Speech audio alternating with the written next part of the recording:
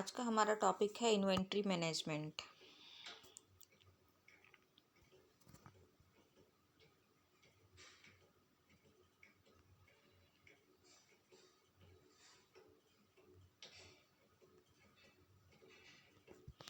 सबसे पहले इसमें हम देखेंगे कि इन्वेंट्री की मीनिंग क्या है। इन्वेंट्री हम किस चीज़ को हम इन्वेंट्री कहते हैं।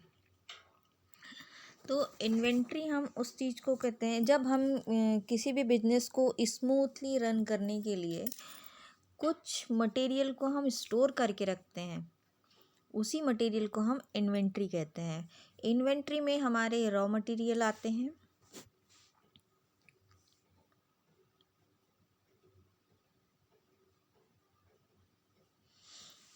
जब हम किसी कंपनी में किसी भी प्रोडक्ट का प्रोडक्शन करते हैं तो उसके लिए हमको कुछ रॉ मटेरियल हमारे पास में स्टोर करके रखने होते हैं, वो भी इन्वेंट्री कहलाती है।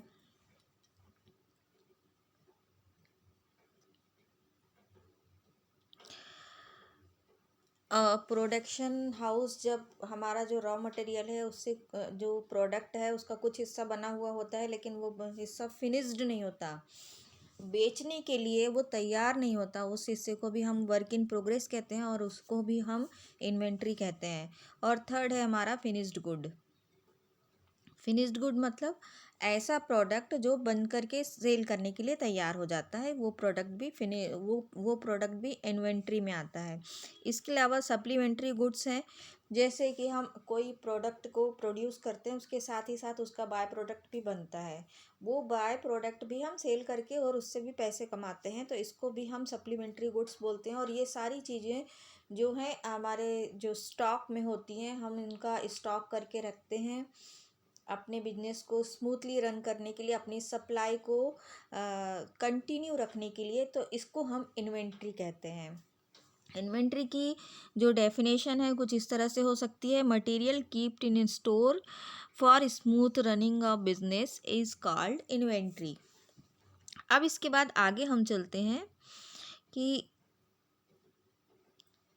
हम जो इन्वेंट्री है उसको हम क्यों होल्ड करके रखते हैं या क्यों रखते हैं इन्वेंट्री को हम। तो इन्वेंट्री को हम सबसे पहले रखते हैं अपनी जो सप्लाई है उसको कंटिन्यू करने के लिए, सप्लाई के ऑब्जेक्ट से। सप्लाई को कंटिन्यू हम कैसे करते हैं कि हमारा जो प्रोडक्शन है, जब हम किसी मटेरियल को प्रोड्यूस करते हैं तो उस मटेरियल को प्रोड्यूस करते समय हमको कुछ मटेरियल की उसको, जैसे हमने कुछ मटेरियल हमने कुछ प्रोडक्ट प्रोड्यूस कर लिया, मटेरियल हमने यूज़ कर लिया, लेकिन आपको अगला प्रोडक्ट प्रोड्यूस करने के लिए और मटेरियल चाहिए। तो इस मटेरियल को प्रोड्यूस करते समय ही हम परचेज़ करें, ऐसा संभव नहीं हो पाता, एकदम से हमारे पास में मटेरियल नहीं पहुंच पाता। तो उसके लिए हम क्या करते हैं कि उसके लिए हम पहले से उस मटेरियल का स्टॉक करके रखते हैं और उस स्टॉक को हम इन्वेंट्री कहते हैं। और ये जो है सप्लाई के ऑब्जेक्ट से ये जो इन्वेंट्री है उसको स्टॉक करके रखना बेनिफिशियल होता है, या उसको हम स्टॉक करके हमको रखना चाहिए। दूसरा है स्पेकुलेशंस ऑब्जेक्टिव्स। स्पेकुलेशंस ऑब्जेक्टिव मतलब हम जो मटेरियल परचेज करते हैं प्रोडक्ट को बनाने के लिए, तो क्या होता है कि कभी कभी उस मटेरियल के जो प्राइस है वो फ्लक्चुएट होती रहती है। मतलब एक महीने कोई मटेरियल है, कोई भी XYZ कोई भी मटेरियल है, एक महीने अगर उसकी प्राइस 5,000 रुपये प्रति क्विंटल है, तो वो अगले महीने हो सकता है उसकी प्राइस जो है वो 10,000 हो जाए, या उसके अगले महीने उसकी प्राइस जो है वो 2,000 रुपये प्रति क्विंटल हो जाए। तो इस तरह से जो स्पेकुलेशंस जो होते हैं, फ्लक्चुएशंस जो होते हैं मटेरियल के प्राइस में, उसको भी कंट्रोल करने के लिए हमको मटेरियल को स्टॉक करके रखना चाहिए या उसको इन्वेंट्री में रखना चाहिए। तीसरा है हमारा कंटिंजेंसी ऑब्जेक्ट। कंटिंजेंसी ऑब्जेक्ट मतलब क्या होता है कि जब हमारी जो डिमांड है, हमारे जो प्रोडक्ट मैन्युफैक्चर हम जो प्रोडक्ट करते हैं उसकी हमारे जो कंज्यूमर है उनकी जो डिमांड है उसको फुलफ़िल करने के लिए हमारे पास में कंटिन्यूस सप्लाई होनी चाहिए। और अगर कभी हमारे पास में हमारा प्रोडक्ट जो है वो जो डिमांड है उसके आधार पर ही हमारा प्रोडक्ट जो है वो उसकी सप्लाई डिपेंड करती है कि हमारा जितनी डिमांड होगी उतनी ही सप्लाई हम उस प्रोडक्ट की करेंगे। तो अगर हमारे पास में कम सप्लाई है तो हमारी जो इन्वेंट्री है वो स्टॉक में रहेगी, अगर हमारे पास में ज़्यादा सप्लाई है तो हमें और इन्वेंट्री की ज़रूरत पड़ेगी। तो इसके लिए हमें इन्वेंट्री का कुछ ना कुछ हिस्सा हमको स्टॉक में रखना चाहिए। ये हमारा जो फाइनेंशियल मैनेजमेंट है ये हमको ये रिकमेंड करता है कि कोई भी प्रोडक्शन डिपार्टमेंट या कोई भी ट्रेडिंग डिपार्टमेंट जो जो ट्रेड करता है, वो ट्रेडिंग कंपनी हो या कोई मैन्युफैक्चरिंग कंपनी हो, उसको अपना जो स्टॉक है, अपनी जो इन्वेंट्री है, उसका कुछ हिस्सा उसको अपने पास स्टॉक में रखना चाहिए। अब ये जो इन्वेंट्री है इसको हम जो मैन्युफैक्चरिंग कंपनी है वो कंपनी इन 45% 35 से लेके 45% तक की इन्वेंट्री उनको अपने स्टॉक में अपना जो उनका जो रेगुलर जो प्रोडक्शन है उसका 35 से लेकर के 45% तक इन्वेंट्री उनको स्टॉक में रखनी चाहिए। और जो हमारी जो ट्रेडिंग कंपनी है, जो माल को बेचने वाली कंपनी है, उनके पास उनका जो है उनका 45 से लेकर के 55% तक उनका स्टॉक इन्वेंट्री में होना चाहिए। अब ये तो हो गया हमारा कि हम इन्वेंट्री किसको कहते हैं, इन्वेंट्री को हमको क्यों रखना चाहिए और कितनी इन्वेंट्री हमको रखना चाहिए। अब एक्चुअल में हम आते हैं कि हमारी जो इन्वेंट्री है उसका मैनेजमेंट क्या होता है, उसको हम किस तरह से मैनेज करते हैं।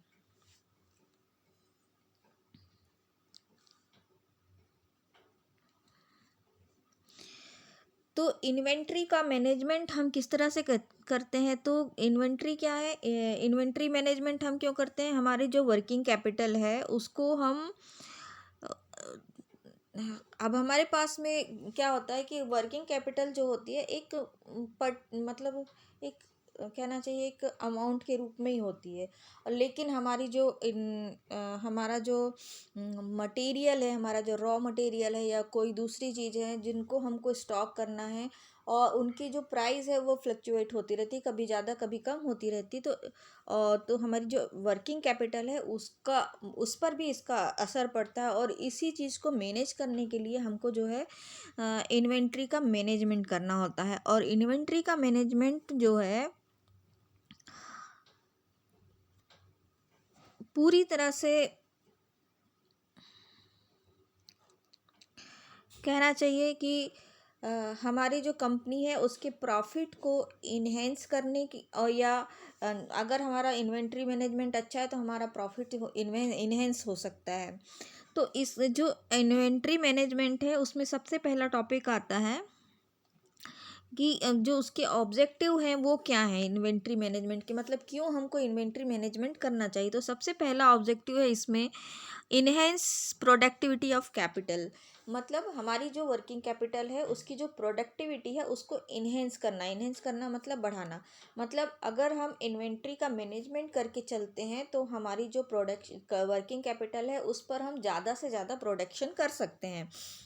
इसके लिए जो इन्वेंट्री है, इन्वेंट्री और इन्वेंट्री के मैनेजमेंट से रिलेटेड बहुत सारे कहना चाहिए बहुत सारे मेथड्स हैं। और बहुत किस तरह से किया जाता है ये हम कास्ट अकाउंट में पढ़ते हैं। कास्ट अकाउंट में इससे रिलेटेड हम बहुत सारी चीज़ें पढ़ते हैं लेकिन वो हम अभी यहाँ पर डिस्कस नहीं करेंगे। उसके लिए हमको आगे चलना है कि सबसे पहला ऑब्जेक्टिव है कि हमारा प्रॉफिट हमारा जो कैपिटल है प्रोडक्टिव कैपिटल है उसकी प्रोडक्टिविटी को किस तरह से इन्हेंस करता है इन्वेंट्री मैनेजमेंट, किस तरह से इन्हेंस करता है। अब ये हम देखते हैं। तो इन्वेंट्री मैनेजमेंट जैसे कि हमने देखा कि हमारा जो हमने इन्वेंट्री पर कुछ इन्वेस्टमेंट किया, मतलब 10,000 रुपीज़ हमने एक महीने में अपनी इन्वेंट्री पर इन्वेस्टमेंट करने के लिए रखा हुआ है।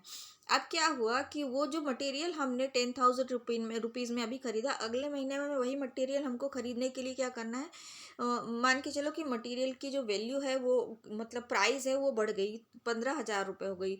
अब हम उसी मटेरियल अगर हमने ये मटेरियल हमने पिछले महीने अगस्त के महीने में मान के चलो कि अगस्त के महीने में हमने 10,000 का मटेरियल परचेज़ किया था, अगले महीने उसी मटेरियल की उतनी ही क्वांटिटी की प्राइस हो गई 15,000 रुपये। तो अगर ये अगले महीने का मटेरियल भी हम अगस्त में ही खरीद करके रख लें 10,000 रुपये पर 10,000 रुपये के हिसाब से, तो हमारे अगले महीने जो होने वाला हमारा जो प्रोडक्शन का जो कास्ट है, प्रोडक्शन की कास्ट वो रिड्यूस हो जाएगी, और इस तरह से हमारा जो इन्वेंट्री है वो मैनेज हो जाएगा। दूसरा है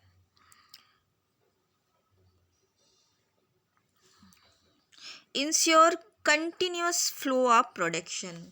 अब क्या होता है कि हमने जैसे कि इन्वेंट्री, हमने इस महीने की इन्वेंट्री हमने परचेज़ की, इस महीने का प्रोडक्शन कर लिया। अब अगले महीने का प्रोडक्शन करने के लिए हमको क्या करना है, अगले महीने की इन्वेंट्री भी परचेज़ करना है।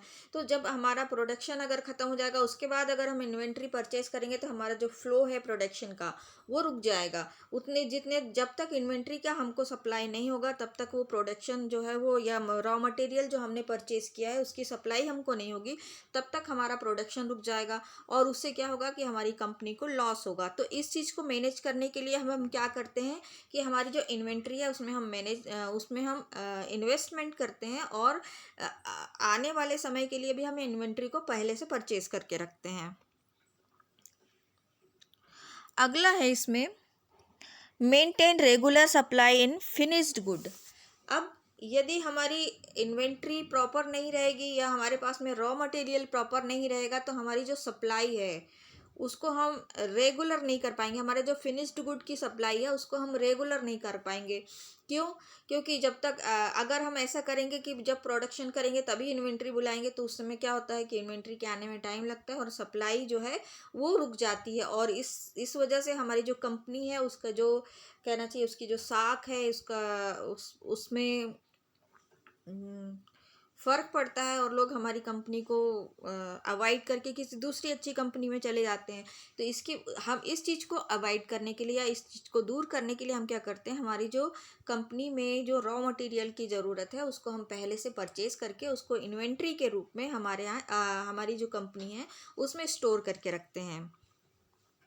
अगला है मिनिमाइज कॉस्ट ऑफ प्रोडक्शन। वही हमने बताया कि जब हम पहले से हमने रॉ मटेरियल परचेज करके रख लिया है, और अब आगे आने वाले समय में अगर हम उसी मटेरियल की कॉस्ट प्राइस बढ़ गई है, तो उसमें जो प्रोडक्शन है, अगर हम अगले महीने जब प्रोडक्शन करेंगे तभी खरीदेंगे तो क्या होगा, वो मटेरियल हमको ज़्यादा पैसे में ख़रीदना पड़ेगा। इसकी बजाय अगर हम उस मटेरियल को पहले से परचेज करके रखते हैं तो उस मटेरियल को हम उस मटेरियल की जो कॉस्ट है उसको हम रिड्यूस कर सकते हैं, या उसको हम कम कर सकते हैं। इसके बाद अगला है to prevent fluctuation in production process. जो प्रोडक्शन प्रोसेस का फ्लक्चुएशन जो है उसको हम रोक सकते हैं। कैसे?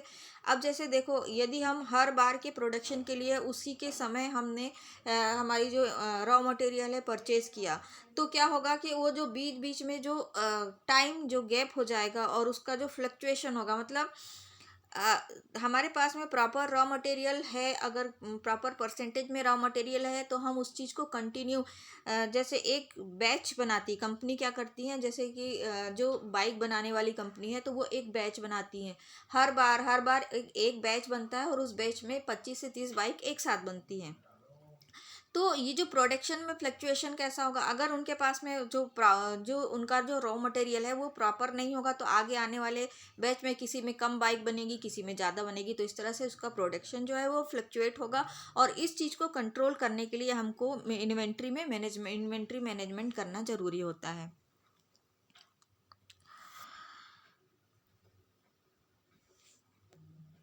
अब हमने इन्वेंट्री मैनेजमेंट तो कर लिया, अब इसका जो इम्पोर्टेंस है, मतलब क्या क्यों करना चाहिए हमको इन्वेंट्री मैनेजमेंट, तो इसमें सबसे पहला है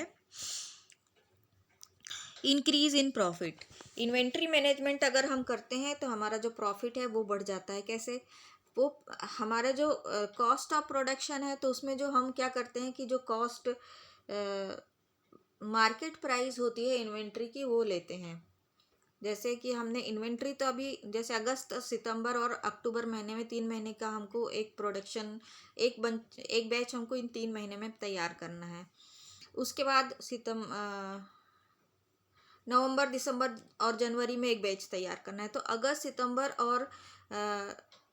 सितंबर और अक्टूबर में जो हम बैच तैयार करेंगे, तो उसमें अगर हमने हमारा जो अगला बैच है उसका जो इन्वेंट्री है उसको हमने पहले से परचेस कर लिया, तो अगला बैच की जो कॉस्ट होगी, तो कॉस्ट में हम क्या लिखते हैं, उसकी मार्केट प्राइस लिखते हैं, या मतलब रॉ मटेरियल की मार्केट प्राइस लिखेंगे। तो उस मार्केट प्राइस में क्या होता है, क्योंकि जब हम प्राइस को कैलकुलेट करते हैं तो उसकी मार्केट प्राइस लिख, रॉ मटेरियल की उस समय की मार्केट प्राइस हम लिखेंगे, तो हमारी जो प्रोडक्शन कॉस्ट है वो तो हमारी बढ़ी हुई दिखती है, लेकिन एक्चुअल में हमारा जो कॉस्ट, मटेरियल कॉस्ट है वो कम हो जाता है। इस तरह से हमारा जो प्रॉफिट है वो बढ़ जाता है। अगला है मिनिमम इन्वेस्टमेंट इन इन्वेंट्री।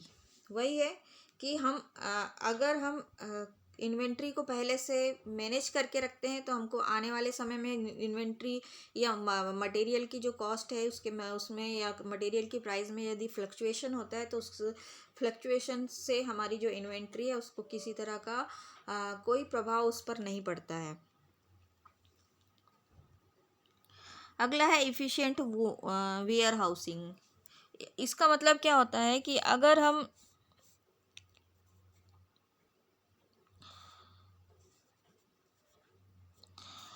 अब इफ़िशिएंट वेयर हाउसिंग इससे रिलेटेड यदि हमारे पास में जैसे कोई कंपनी है जो क्रूड ऑयल की कंपनी है, ठीक है। अब क्रूड ऑयल जो है वो उसका जब हम प्रोसेसिंग करते हैं तो उसमें हमको बहुत सारे बाय प्रोडक्ट मिलते हैं, जिसमें डीजल है, पेट्रोल है, मिट्टी का तेल है। तो ये सारी चीज़ें, इनमें क्या होता है, इवोपरेशन होता है, मतलब ये उड़ जाते हैं, ये उड़ जाते हैं। और इनके उड़ने से क्या होता है कि